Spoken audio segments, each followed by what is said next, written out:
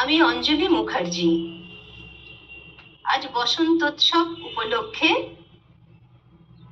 কবিগুরু রবীন্দ্রনাথের একটি ছোট্ট কবিতা আবৃত্তি করছি। শিরোনাম দোল। আলোক রসে মাতাল রাখি বাজিল কার বেনু, দোলের হাওয়া সহসা মাতি ছড়ায় ফুল রেণু। লাগিল দোল জলে স্থলে, জাগিল দোল বনে, সোহাগিনীর হৃদয় তলে, বিরহিণীর মনে।